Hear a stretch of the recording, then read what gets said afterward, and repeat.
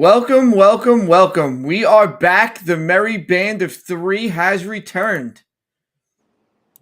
We think. We're having a little bit of a situation here. Hello. Hey, he's there. Hey, Oh I my did Lou it. God, we're has gonna be in the returned. car. We are Uh, here. We are live for a special Wednesday edition of the True to New York Baseball Power Hour. Boys, what is going on? How is everyone doing tonight? Well, because I missed last week, apparently I forgot the time, so I'm still on the road.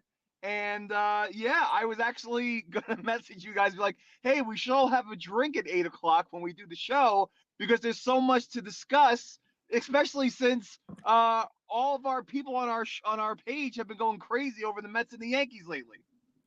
That's right. Yes, Lou did forget what time the show starts. Our favorite mush, Chet, is here. What's up, Chet? How are you doing, buddy?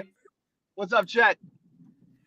But Um, guys, I mean, the last week and a half of baseball, things have been going nuts. The Mets can't beat the Astros. The Yankees got no hit by them, but figured out a way to split a series. There is a lot going on in New York baseball. What do you got? What are you guys feeling? Go ahead, Lou.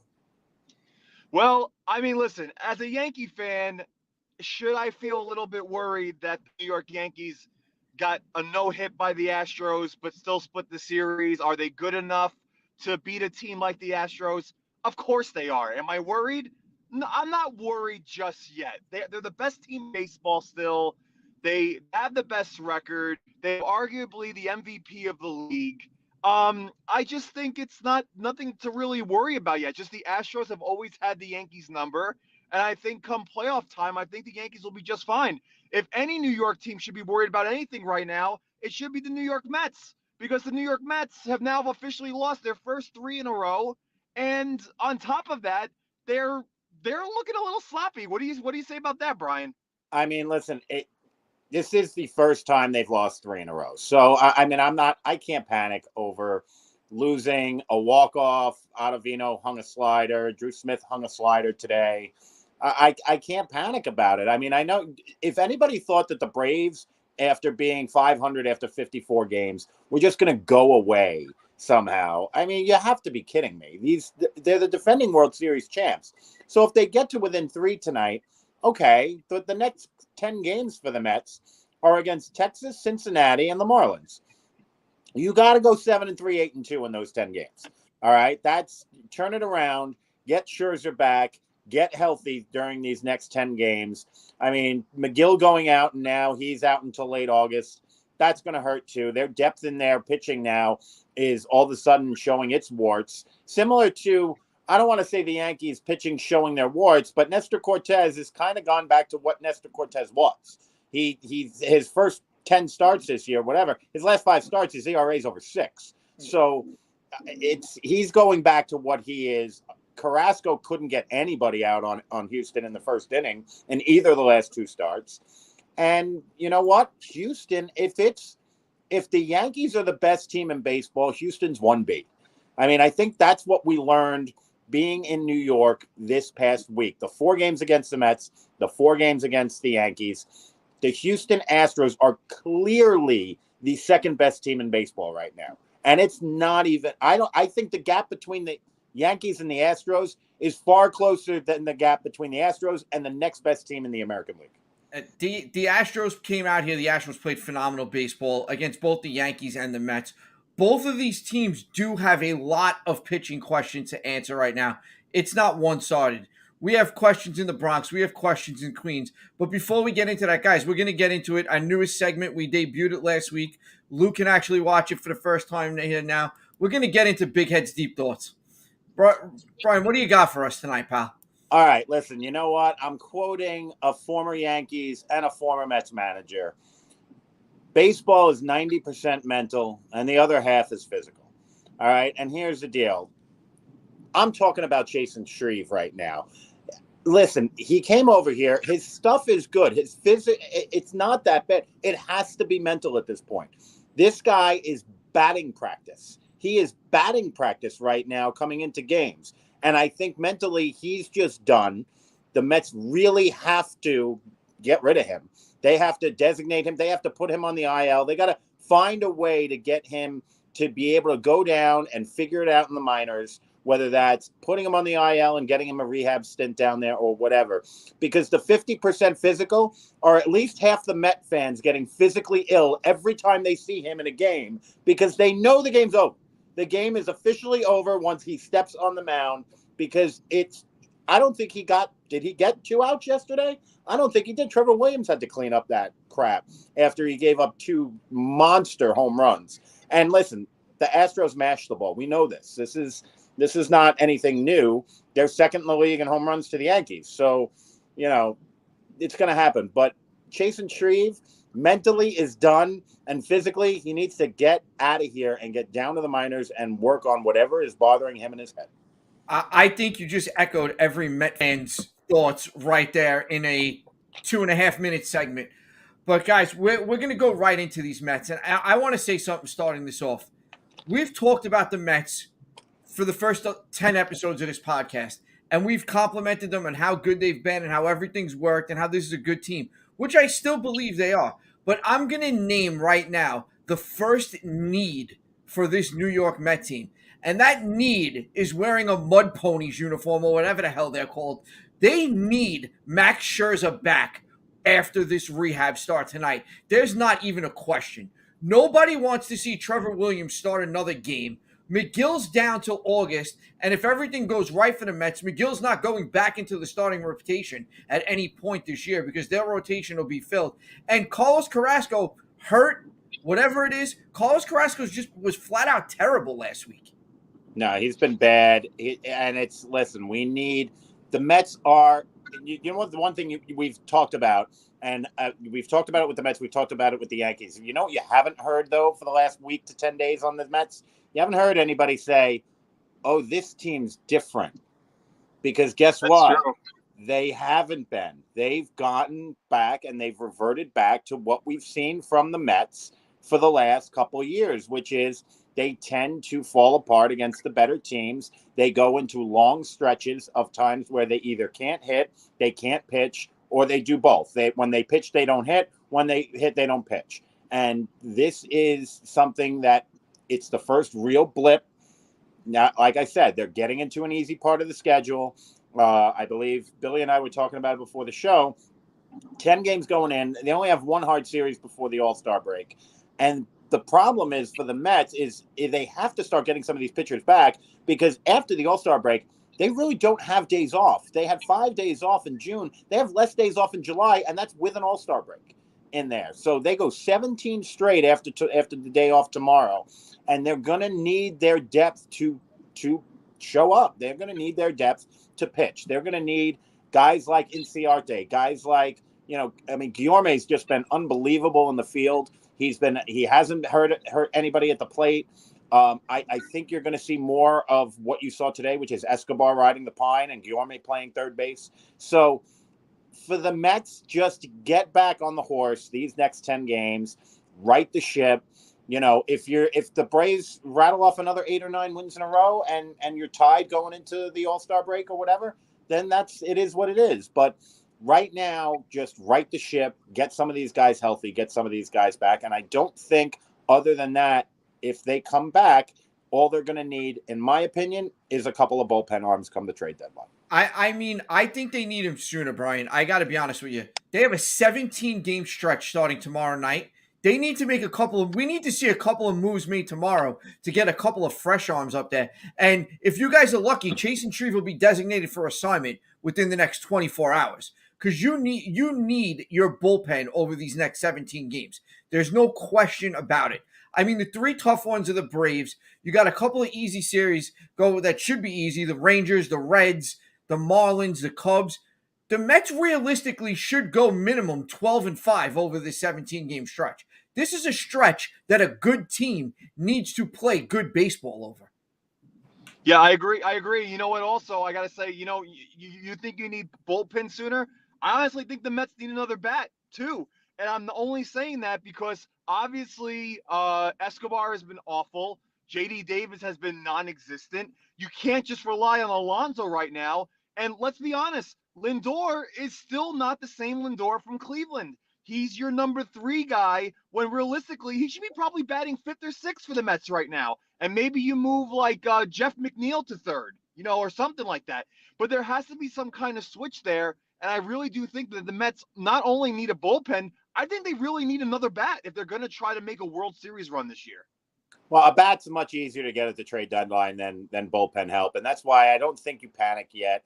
I understand 17 games in 17 days coming up starting Friday, but here's the thing: if you're going to start going after bullpen help now, you're going to pay an arm and a leg. You're just going to, because there are teams that are out: Detroit, Cincinnati, the A's. You got guys that are out. Teams that are already out, the Nationals that are already out of the playoffs right now, and they're going to be sellers, and they could sell now. But there's still so many other teams right now that are vying for bullpen help that need a bat. That's why the bat, I think you wait until the end. Maybe if you can get something done for at least one arm, Billy, I think, and get Shreve out of that bullpen, or preferably a lefty arm, and get Shreve out of that bullpen right now. I think you do that. But I don't think this is time to panic yet, because you still have 2 of the top 5 pitchers in baseball coming back. Scherzer should be back next week, and then you got DeGrom sometime after the All-Star break. And that's when you're going to need him, because that's when you're going to be playing the Braves. I believe they have him 12 times after the All-Star break to towards the end of the season, especially. I know it's a lot. Yeah. The last I saw was that they're looking late July on DeGrom, and that's all well and good. But even not in the trade market, you can't tell me there is nobody at AAA right now that is a better option than Chase Shreve in that bullpen. You can't. Based on the fact that he's just pretty much throwing gasoline on any fire that he can. Exactly. There is a better option. There is somebody worth giving a shot to in AAA that could come up there and do the job. I mean, right now, the way the Mets are sitting here today, the 2 pitchers that you have the most confidence in at the moment are Peterson and Taijuan Walker. Yeah. I mean, bad. Walker looked great today. He really did. He matched Verlander pitch for pitch. One of the worst things that happened to the Mets today was the injuries to Pena and to Alvarez, because it looked like Diaz was ready to come back in the 9th inning. If you looked at him on the bench in the bottom of the 8th, he was ready to come back in that game. And then all of a sudden the injury happened. The fluke play happens. They both end up going out. Alvarez looked like he was concussed, because he was on the ground for at least 5 minutes. He looked bad. I didn't see it live. I saw pictures. Yeah, he looked bad. And Pena, they had to talk Pena into coming out of the game. But that 10-minute break there, you can't expect Diaz to sit there for a closer who's not used to getting up and down and up and down. You can't expect a closer to go back out there after 10 minutes, 14 pitches in the bottom of the 8th, and expect to be able to perform. And Drew Smith, this is the bad Drew Smith we got today. He hangs a curveball to a guy hitting 104, and he hits it out, and they lose the game 2-0. Absolutely. That's right now, I believe, their biggest need. They're still, with the exception of today, and Verlander did it to the Yankees too. So I really can't say, you can't say Verlander just did it to the Mets. Last week, what did he give up? 1 run in 7 innings against the Yankees. So Justin Verlander's been great all year. You can't. Yeah, he's probably going to win another Cy Young. You can't beat yourself up losing to a damn good pitcher. It's going to happen. If anybody, win another Cy Young, and that's kind of how it looks right now. So, I said, just don't panic. Use the day off tomorrow, and just get back on the horse on Friday. I am going to say one thing about Mets fans right now, and just the Mets in general, that really has been bothering me. When Jacob DeGrom got hurt at the beginning of the season, everybody was like, all right, he'll be back in June, right? Then it was, okay, he'll be back at the end of June. Then he'll be back at the beginning of July. Now it's going to be at the end of July, right? And he keeps going to these doctors. He did 20 pitches of batting practice off the mound. Listen, if you guys are fighting for a division win, Jacob DeGrom, I think as Met fans and Mets in general, you cannot rely on Jacob DeGrom, in my opinion, as your savior for winning the division this year. Jacob DeGrom is going to be limited. The most you're going to see him is 4 or 5 innings. I'm telling you, especially because they're going to try to save him for the playoffs. They don't want to hurt their number 1 protege, especially since that he might not sign with the Mets the following year. I think this is you have got to forget, as a Met fan, that Jacob deGrom exists on this team right now. Because as much as he can help you, he's not helping you at all right now because he's not healthy and he's not on the field. I think this is just something that Mets fans have got to get out of your head, that deGrom is going to come back and save all humanity for the Mets. It's Matt Scherzer. That's exactly who's the person that as Met fans everyone should rely on right now. It's not deGrom. No, I agree. Until you actually see deGrom pitch, it's he's a ghost. He's there. The specter's there, but he's not physically there. So you've got to make do with what you got right now. Right, and I'm just saying the reason why I'm saying that is because if you see on our posts and on our pages, when deGrom comes back, he's not coming back yet though. He's not back, and he's scheduled for the end of July. You're trying to tell me that you're only going to have Jacob deGrom for a month or a month and a half, and that's going to be the difference maker? It's not going to be a difference maker because in that month and a half, Jacob deGrom is only going to have 8 or 9 starts tops. Luke, if Jacob deGrom comes back as Jacob deGrom, he is very well capable of being that difference maker. It is possible. Yeah. You shouldn't guarantee, you shouldn't think it's definitely going to happen. I agree with you. But to say it's not possible, that I disagree with that totally, because if he comes back and he is healthy, both two very big ifs. If we've learned anything about Jacob deGrom, those are two very big ifs. But if he does, Jacob deGrom is a top 2, if not the best pitcher in baseball, and that difference maker is absolutely there. And I don't care what they're doing right now. They've hold on and get into the playoffs. After that, I don't want to play that team in a 5-game series, having to face Scherzer and deGrom. Absolutely not. I mean, who's your third starter right now in a playoff series? It's got to be Taijuan Walker, right? I would say, yeah. I think right now the way he's been pitching. I still think as long as he doesn't hobble across the finish line, it's going to be Bassett. But I agree with you; it should be Taijuan Walker.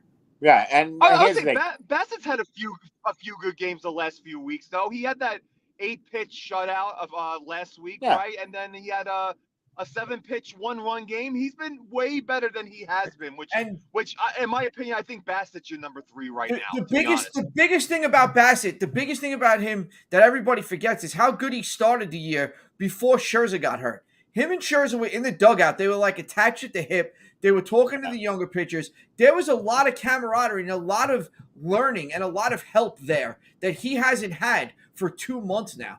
And I think when that comes back, you could see a quick turnaround of Chris Bassett too. Yeah, I mean, right now, like I said, just get healthy, get Max back, get healthy. The difference between having Dave Peterson and or Trevor Williams pitching every 5th day and having Jacob deGrom pitching even if it's every 6th day, that gap is so huge that you got to get him back. And if it's beginning of August, I mean, like you said, Lou, first it was beginning of June, then it was end of June, now it's beginning of July, now it's end of July. Even if it's middle of August at this point, you got to get Jacob deGrom back on that mound and back healthy to where once October baseball starts, and I think we can agree that the Mets will be in the playoffs. Maybe they won't get that first round bye, but they'll be in the playoffs, and his health going into that and him being able to give you 100 to 110 pitches in an outing, that's going to be one of the biggest keys for the Mets in October. And the Mets, like I said, health all around on the Mets is the biggest thing right now, because you have to be able to beat teams like the Houston Astros if you want to win a championship. Absolutely. You are going to come across, you're going to have to go through the cream of the crop if you want to win a World Series. Right, but I mean, I'll take my chances. deGrom against Verlander, absolutely. Scherzer against Urquidy. I mean, now you're talking about Walker against. I agree with you totally. I agree with you totally, and that's why they got to get healthy. But guys, we're gonna move it. We're gonna keep it moving. We're gonna get into the New York Yankees. We're gonna get into the New York team that it wasn't all pretty this week. They did get no hit. They were no hit for 16 1/3 innings across 2 games, but they still found a way to split that series with the Houston Astros. Before that, they took 2 out of 3 from the Rays. They just swept the Oakland A's. The Yankee machine keeps on rolling. Yeah, listen, as a New York Yankee fan, the fact that we got no hit and we had to take that from all the Mets fans on the pages, All right, whatever. Yes, the team no hit, which I still don't even really consider a no hit, to be honest with you. But anyways, we still took 2 out of 4 against a very tough Houston Astros teams, and it's funny because as the years go by, the Houston Astros lost George Springer, the Houston Astros lost Garrett Cole, the Houston Astros lost who's the other one that they lost? Carlos Correa. Correa. Carlos Correa, and they're still being extremely dominant in that West. They're showing, even with Alex Bergman not being to the caliber player that he once was, they're still winning ball games. Justin Verlander still looks like he's a 25-year-old AL MVP award winner. Their pitching has been unbelievable. And honestly, as a Yankees fan, I would not want to see any other team in the ALCS right now than the Houston Astros, just because of 2017 and 2019. I mean, say what we want about the Astros. No Yankee fan likes the Astros. No fan in baseball pretty much probably likes the Astros. Their player development system is phenomenal. I mean, Alvarez, Tucker, now Jeremy Pena. They just keep Bregman. They keep producing players. They are a great team. And one of the things I love the best out of that series was in previous years, this Yankee team would have came flat Sunday. If they would have been no hit through 7 innings, maybe they would have got one, maybe they would have got 2 hits. But you know what? They probably would have ended up losing that game. But they came back. Stanton hit the home run. LeMahieu hit the home run to tie it. And then Aaron Judge went up there and walked it off. That was a great win. There were people trying to downplay, oh, it was June. It was a home run in June to win a game. Stop. That was a huge home run to win a game after one of the worst games in years the Yankees played, getting no hit for the second time in 64 years, both times by the Astros. That was huge. But guys, I've got to be honest here. The Yankees didn't come out of this week. Everything wasn't perfect. We have to talk about there is legitimate, you got to be concerned about what you've seen out of Nestor Cortez. Last 19 innings, 12 earned runs allowed, 5.68 ERA. The innings are piling up, and Nestor Cortez is starting to look mortal again. You have to be worried. Lou, what do you think? No, listen, I agree. I mean, did I expect Nestor Cortez to have a 1.6 ERA for the whole year? Absolutely not. Did I expect him to have a 2.6 ERA after the last 5 starts?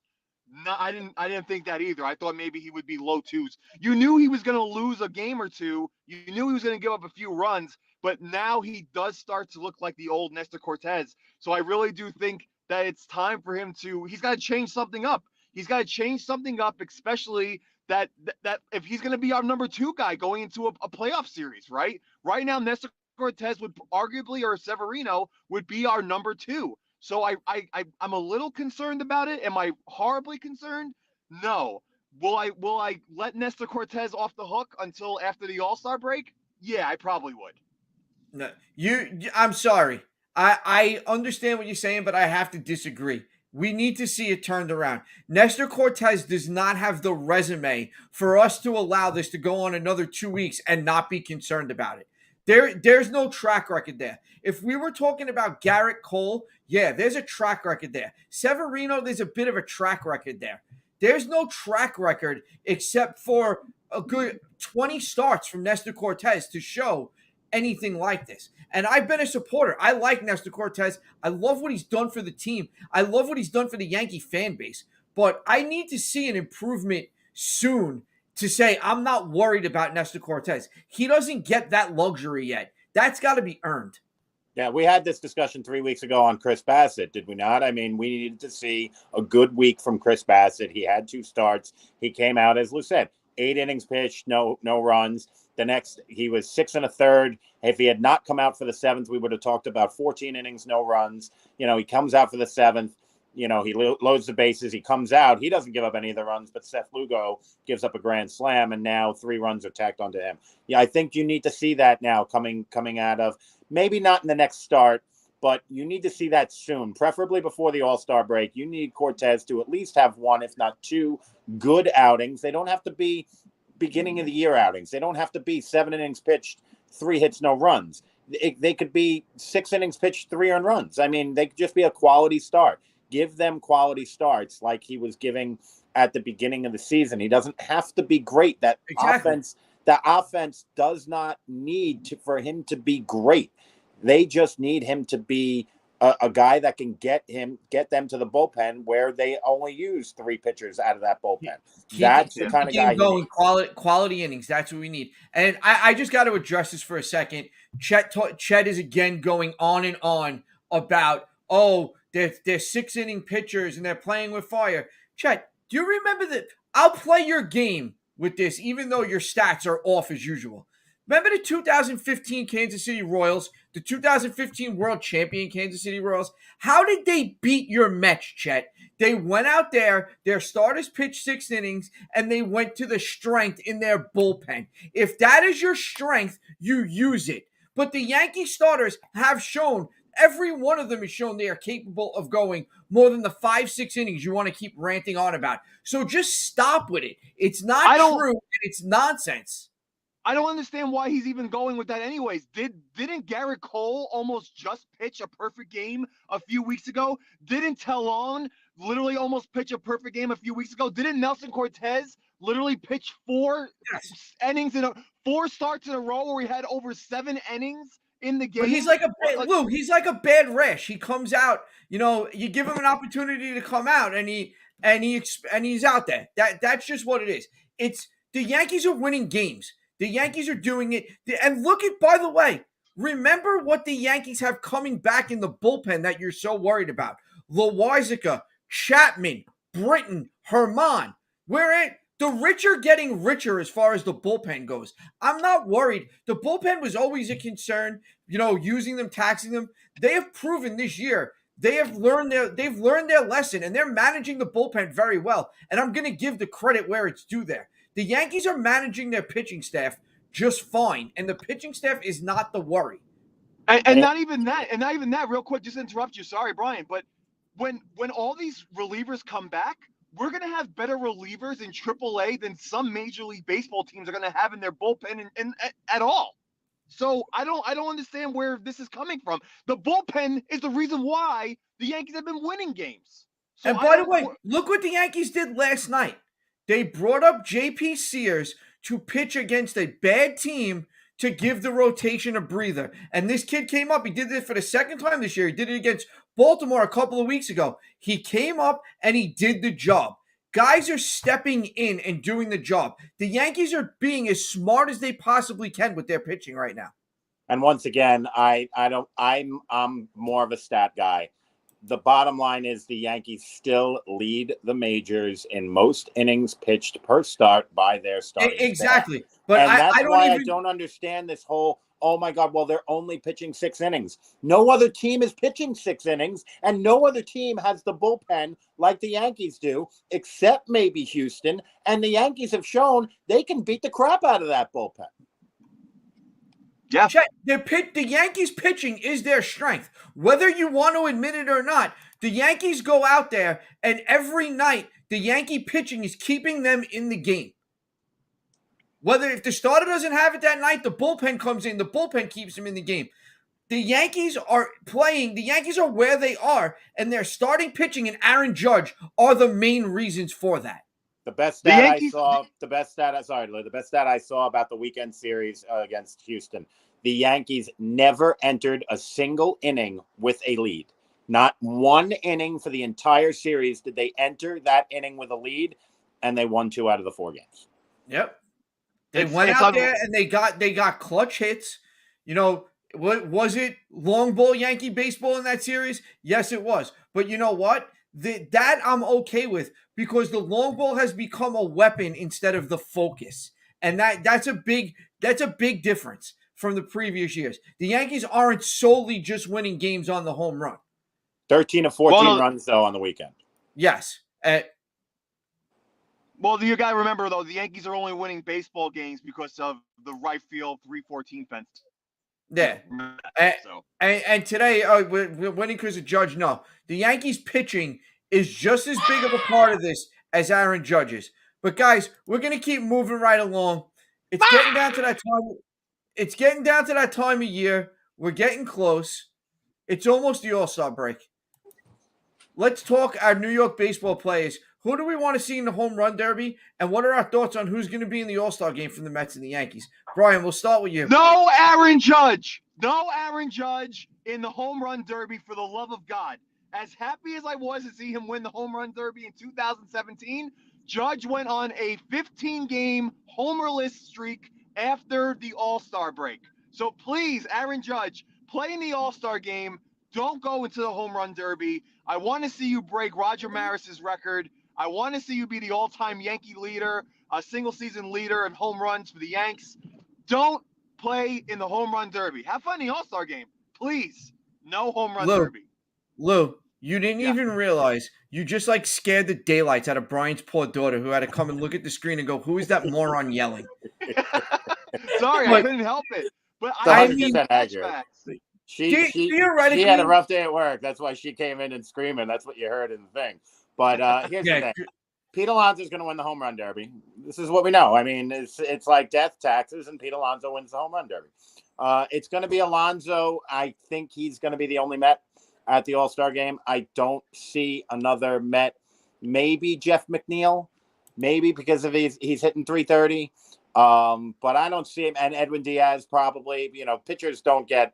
That's more of a, it's not a voted on thing or whatever. I mean, Alonso's going to get in because he's not going to get voted in either because Goldschmidt, there's stuff in the ballot boxes in St. Louis and Goldschmidt's leading there. But it'll be Alonso and Diaz. Maybe McNeil will get in, maybe not. You don't think Lindor will get in? What was that? I'm sorry? You don't think Lindor will get in? No, I don't think his numbers are good enough. I mean, I agree with you with Pete Alonso.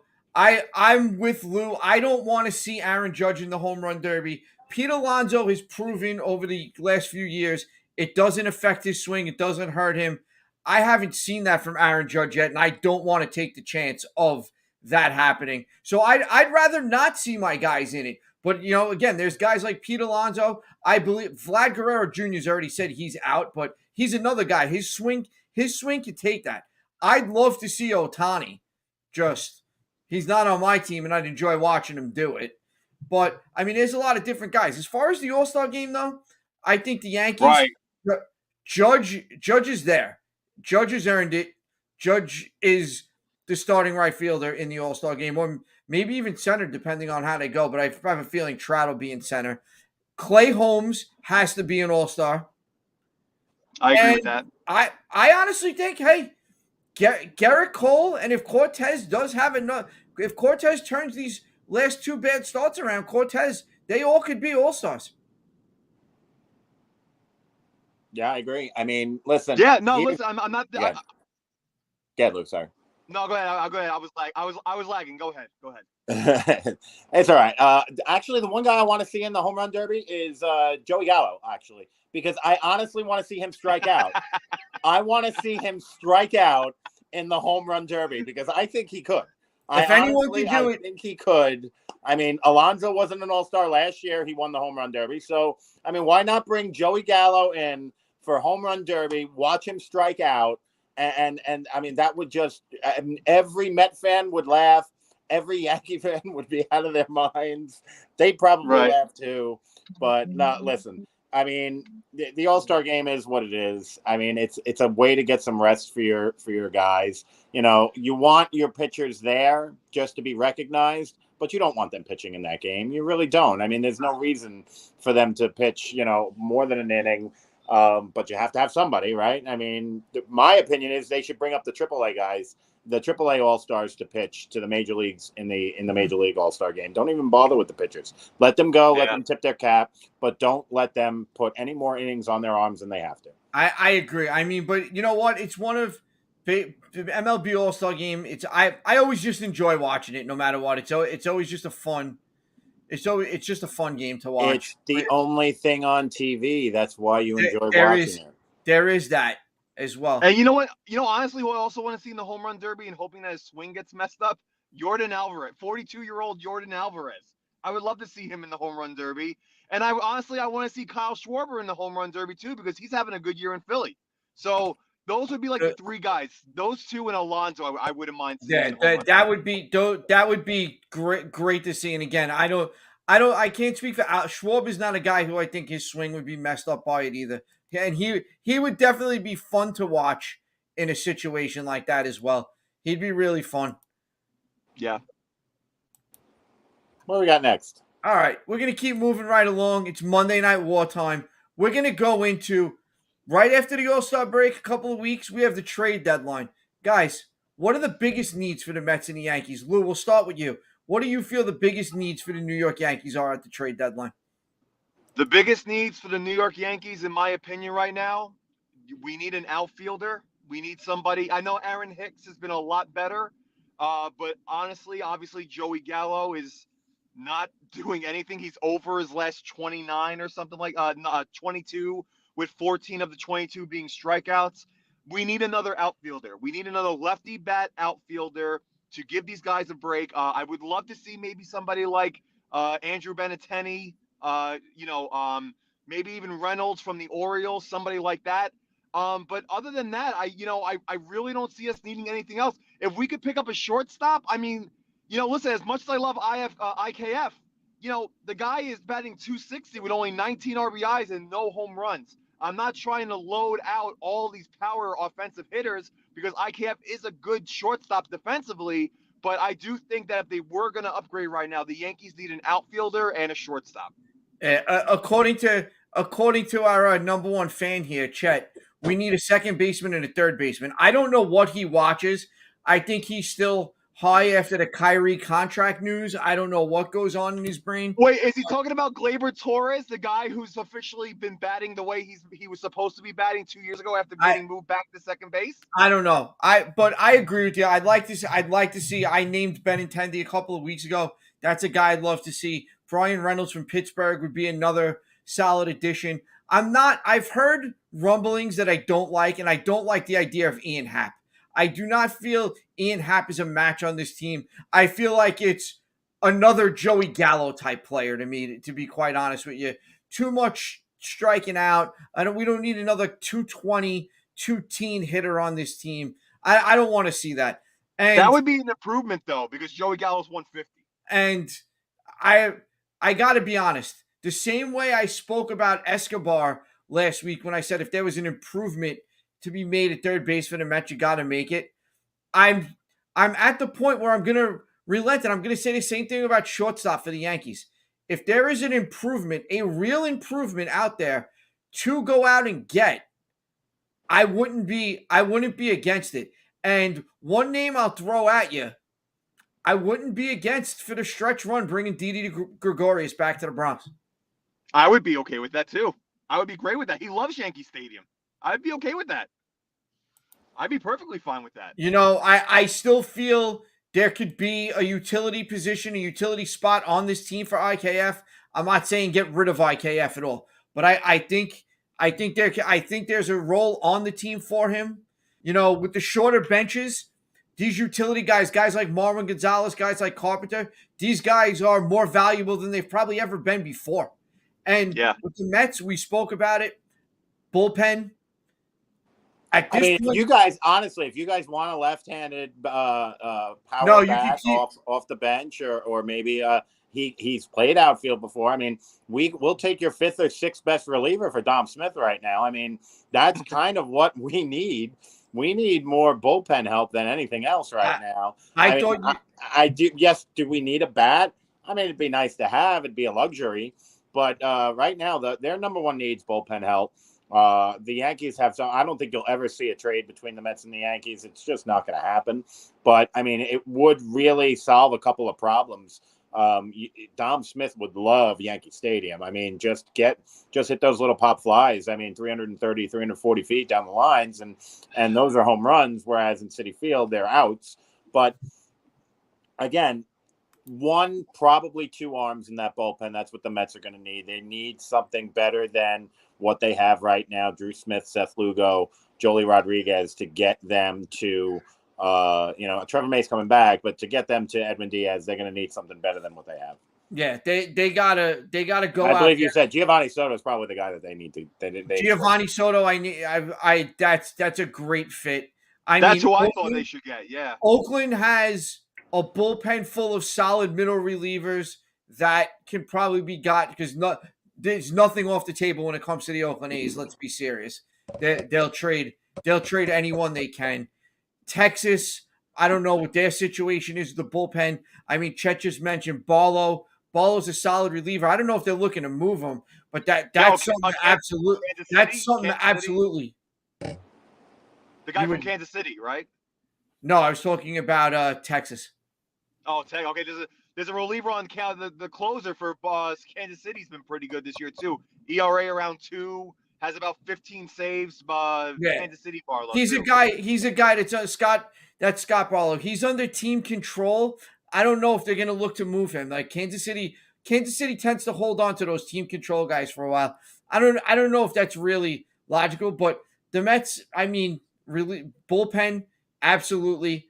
Dom Smith, I don't see as a fit with the Yankees because if the Yankees are going to pick up an outfielder, I believe it's going to be somebody that they can put in center field as well. I think they're just going to want somebody that can play some center field in a pinch. I think they're getting more and more comfortable with Hicks in left field.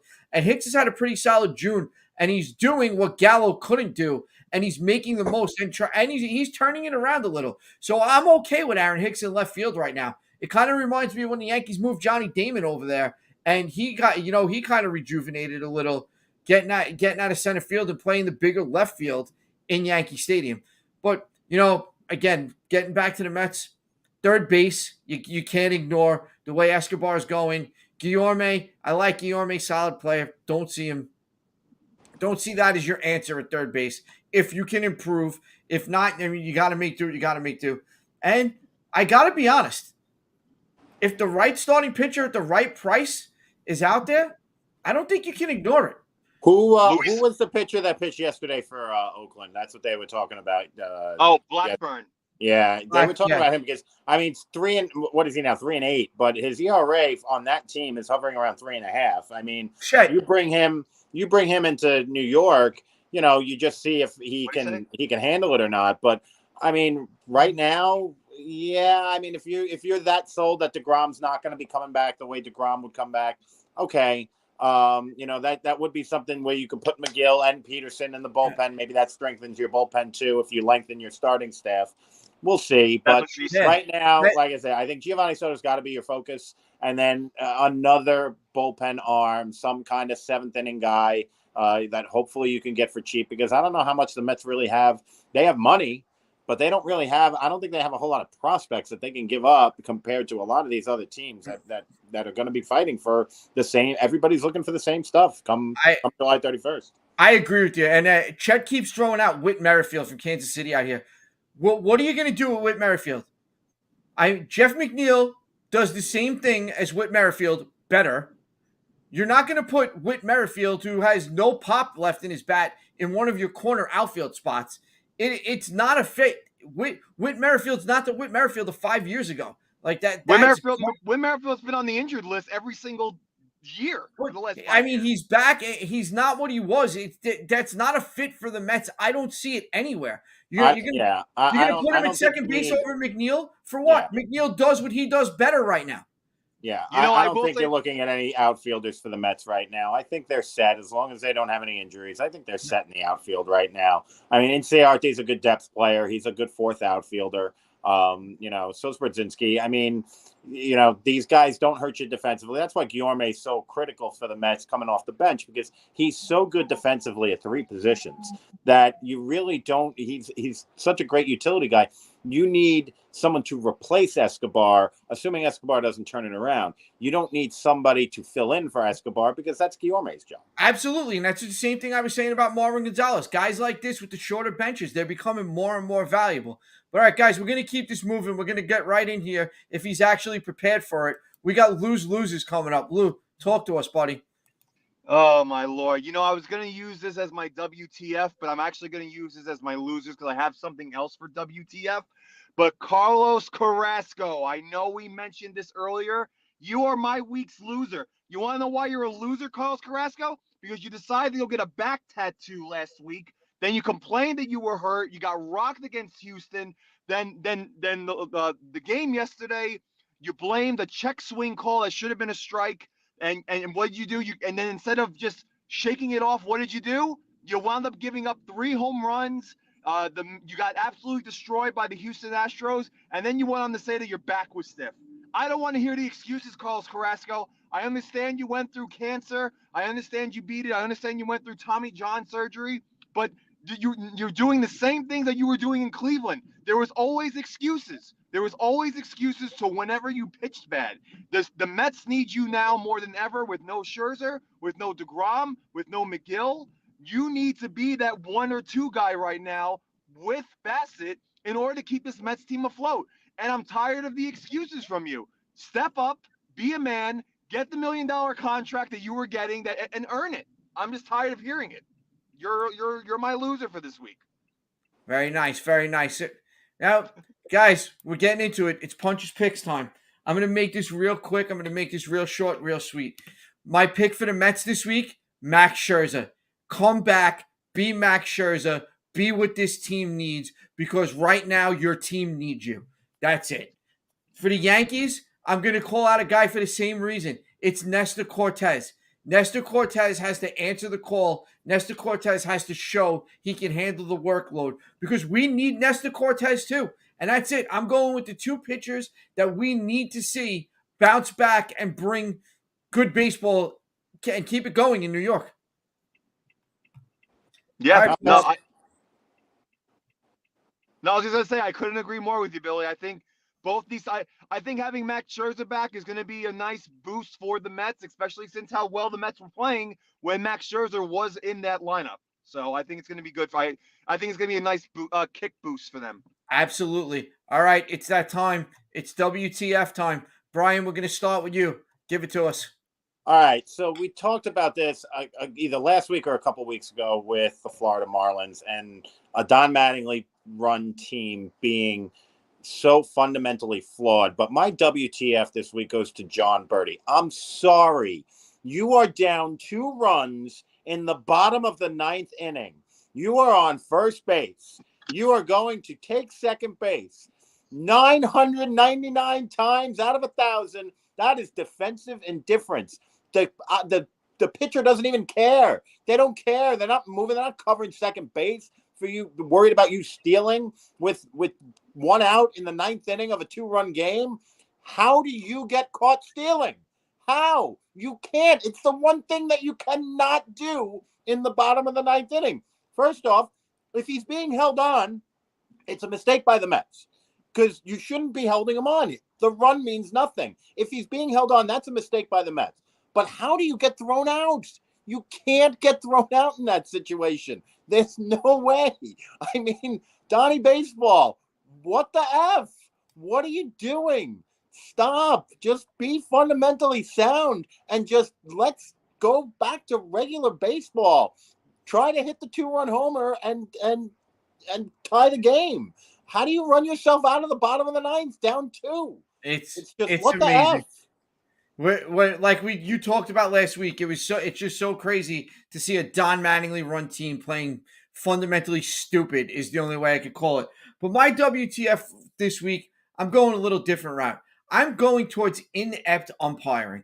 I saw a stat last night that amazed me.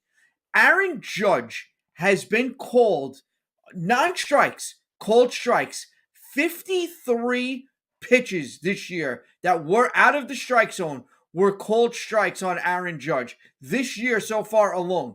Most in the major leagues. Since 2018, 433 balls have been called strikes on Aaron Judge. That means an umpire has made a mistake at his job 433 times on just Aaron Judge alone over the last 3.5 years. That is absolutely pathetic. What other job in the world would you have where you can make 433 mistakes on just one player? So it probably means you make thousands and thousands a year and still do the job. I never wanted to give a thought to robot strike zones until seeing that last night. And now, honestly, I am all for it.